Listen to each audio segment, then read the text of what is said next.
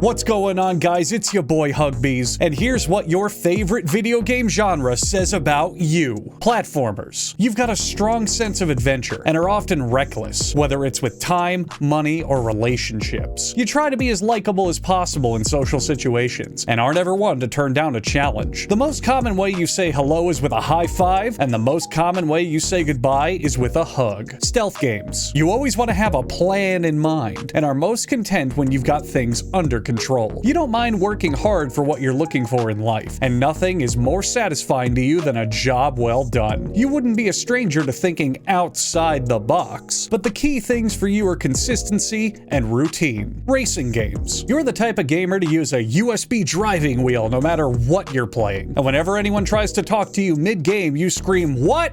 I can't hear you, I'm driving!" Also, you're a racist. Role-playing games. Your father is never coming back, because he's far too happy with his new family to ever consider loving you again. Give up on ever seeing him again, because when you finally get time to meditate on this fact, you'll realize it was all your fault that he left. People typically describe you as a bit too tall, and you put them on edge whenever you're around them because they think that you're one wayward joke away from crying. MMORPGs. When you file for bankruptcy, you're going to want to file for Chapter 13, not Chapter 7 bankruptcy, even though it's the most typical. You're the type to eventually bounce back on your feet, so just sell your $1 million mansion and take another sponsorship, and you'll probably pull out of this jam in about 3 to 5 years. Your lucky numbers are 16, 24, 88, 99, 99 again, and the $sign. First-person shooters. The only reason your crush hasn't texted you back is because you're too shy to pull the trigger on sending that picture of your genitals. Go ahead and do it. You only live once, which is contrary to fans of every other video game genre that typically live anywhere from 2 to 11 times. If you played the lottery tomorrow, you'd get enough winnings to buy a second lottery ticket, and could repeat this pattern until the end of time because you rolled a corrupted luck stat when your dad's semen finally friendly fired inside your mother. Third-person shooters. You're the exact same person as someone who loves first-person shooters, except you're also secretly gay. If you're currently openly gay,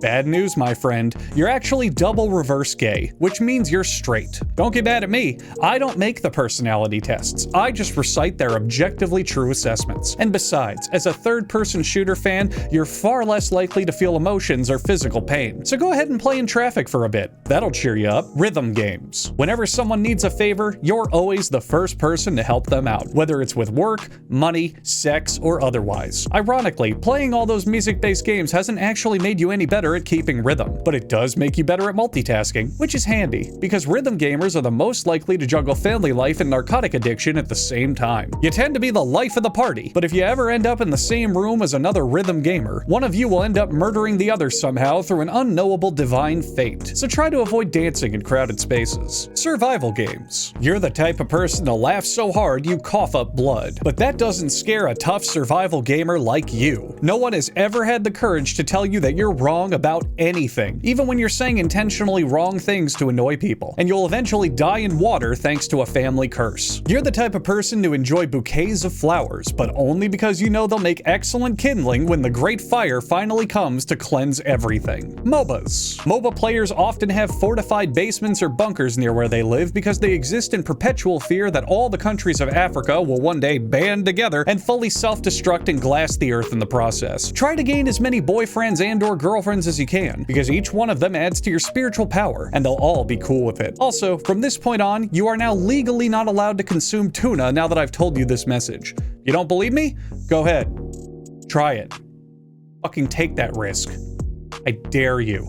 Sports games. Your ideal night in is you, your favorite sports game, and a just warm enough bowl of nacho cheese to comfortably rest your ass cheeks in for proper inverse dairy farts. Sports gamers love to never stop talking about how many times they've been to New York and how many times they've tried to steal California. You're the kind of gamer who cries during sad movies, stands up and cheers at the end of action movies, and tries his best to collect every piece of gum from the theater floor to add to your human mouth-based art collection. Horror games. Apples. Apples, apples, apples, apples, apples, apples, apples, apples, apples, apples, apples. Adventure games. You're not religious, but only because whenever a religious teacher tries to educate you on famous spiritual people, you repeat "who?" over and over again in an overly mocking tone. Get ready for an unexpected trip when you fall screaming from an open window, and work a little bit harder on improving your low self-esteem, you stupid freak. Puzzle games. 2 out of every 3 puzzle gamers are alcoholics, and the other third haven't discovered what alcohol is yet. You're pretty high-strung and stressed out all the time, so you gotta remember to breathe and Sorry, I just remembered something extremely scary. Anyway, as a puzzle gamer, your best path in life is one that sees you running a restaurant. But be sure to choose the type of cuisine at random. Trying to choose the one you want to cook means you'll be so indecisive that you'll go without eating for 2 months and die, thanks to your ever-thinking puzzle gamer nature. Action games. You like action games. Strategy games. You've got only one goal in life, but you're more motivated to do it than anyone else on Earth. If it's to get in ridiculous shape,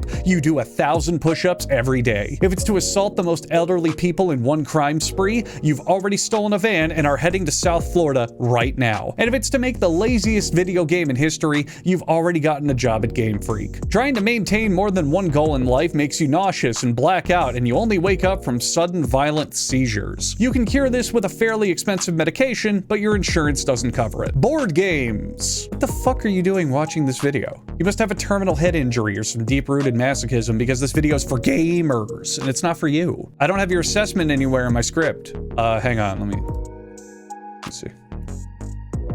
Okay.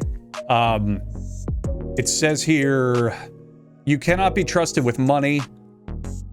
That's it. That's it. Is that a shitty enough fortune for you? Good, because you're a shitty person for thinking a board game is a type of video game. Tower defense. The 90s are over, dude, and you have to let them go. But make sure to hold on tightly to that horde of horseshoe crabs you've been storing for all these years in the crawl space under your house. Because when governments finally fail and the new world currency is blood, you're gonna be happy that you did. You're quite prone to irrational, unexplainable fits of anger, especially when people call you a moronic, stupid idiot who's super fat and has no friends. Try to learn why you get so upset for no reason when people don't actually do anything wrong, such as when they get in your face and remind you that you're just super, super ugly and talentless and gonna die alone. And you'll probably be happier when you reach the bottom of that mystery, you dumb bastard. Virtual reality games. You don't exist. Educational games. Everyone's figured out by now that you're secretly 400 years old and have been using the bodies of virgins as sacrifices to retain your youth. So go ahead and live a little. No one cares about small things like that in the modern century, so maybe it's time that you consider finally organizing and throwing away that giant floppy disk collection that you've kept permanently on your dining room table. Party games. I just don't know anymore, man.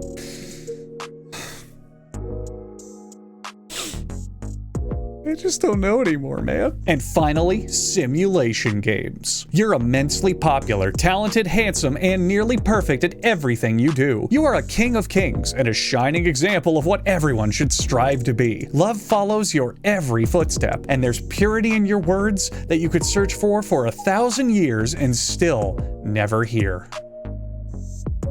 There, will you please let my family go? I did everything you asked. I will even double the ransom. Just please don't hurt my fucking family. All right, gamers, do you agree? Disagree? Be sure to comment down below and give this video a like and a subscribe, because it will help me make sure that the last thing I ever see of my brother isn't just his thumbs in the mail. Goodbye!